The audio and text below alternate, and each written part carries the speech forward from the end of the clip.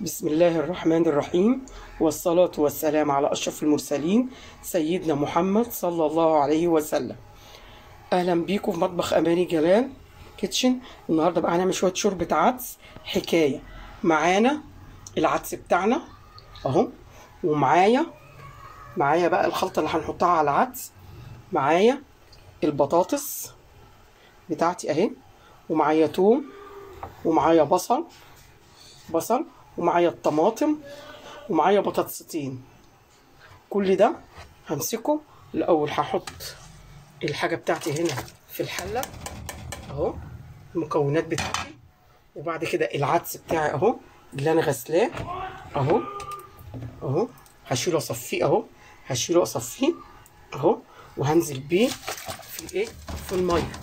هنزل بيه في الميه بتاعتي اهي. هسيبه بقى لحد ما يستوي. اقلبه بقى اهو، وهسيبه لحد ما يستوي العدس بتاعنا، لحد ما يستوي. بعد كده نرجع نشوف هنعمل فيه ايه. هنعمل شويه شوربه عدس جمال. ادي معانا الايه، العدس بتاعنا. شايفين الريم الابيض ده؟ شايفين؟ لازم نشيله، لازم نريم كده، لازم يتريم خالص. شايفين لازم يتريم العدس ده، لازم يتريم. الريمه البيضه دي لازم تنشال. شوفوا الريم الابيض ده لازم ننشله ازاي. الريم الابيض ده لازم ينشال. كل ما يطلع الريم ده تشيليه من العدس. وقعت حته بصله فايه هنحطها، لازم نشيله ونريمه خالص. شايفين؟ نشيل الريم ده خالص، ما نخليش. ومعايا البتنجان بقى، همسكه اروح محمراه وهنحشيه. ماشي، اهم حاجه الريمه دي تتشال. بصوا يبقى صافي ازاي. الريمه دي لازم تتشال. بصوا شايفين اهي، شايفين الريم ده لازم ينشال من على العدس اهو. شايفين العدس بتاعنا عامل ازاي؟ شايفين العدس؟ شايفين اهو هو بيستوي. وهنا بقى انا هحمر الايه، الشعريه بتاعتي. هنا بقى هحمر الشعريه بتاعتي، حته سمنه بلدي كده هحمرها واركنها على جنب لحد ما العدس يستوي. هحمرها. ادي معانا الشعريه بتاعتي. شايفين اهي، حمرناها اهي. وادي العدس بتاعنا اهو. هنبتدي بقى ايه دلوقتي، هروح اضربه ونشوف بعد كده هنعمل ايه. ادي معايا بقى ايه الزيت اهو، بعد ما ضربت العدس بتاعه اهو العدس ضربناه. دلوقتي بقى هاجي هنا بقى بعد ما ضربته، هسقط البصل بتاعي اهو، هسقطه واشوحه اهو. هنشوحه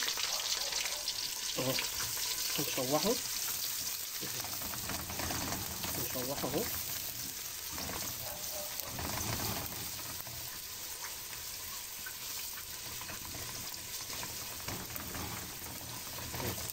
شوحه كويس.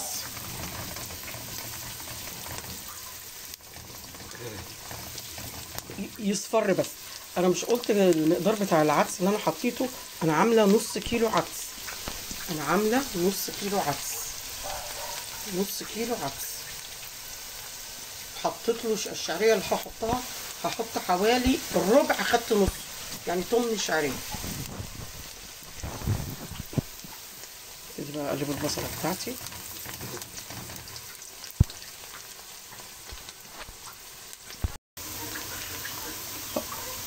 ادي بصوا معايا اهو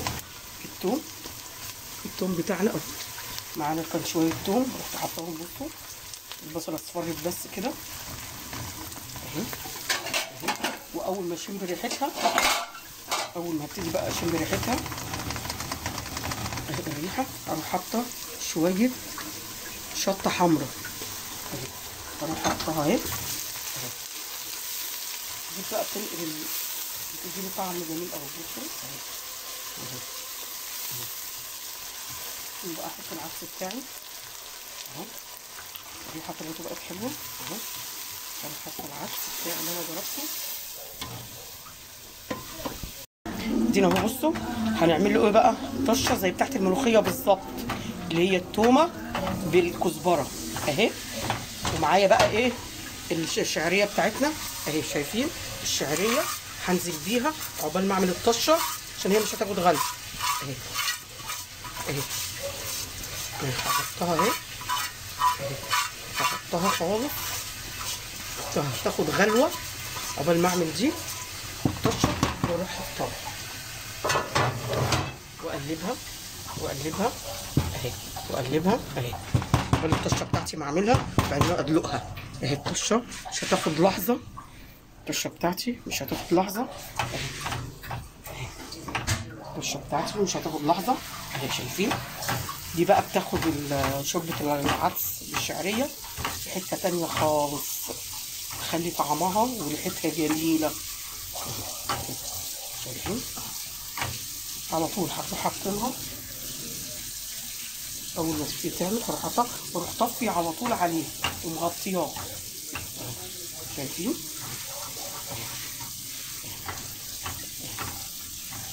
شايفين، لان الشعريه اللي بنحطها دلوقتي تبقى طعمها حلو وما تلزقش، يبقى سواها حلو قوي، يبقى لونها حلو في ايه، في شوربه العدس بتاعتنا. شايفين بدأ اللون بتاعها اهو تاخد لون اهو، بس كده هطفيها بقى وسقطها على طول اهي. شايفين اهي، شايفين اهي سقطناها اهي معانا. هنقلبها بقى، هنقلبها خلاص على كده وهنطفي.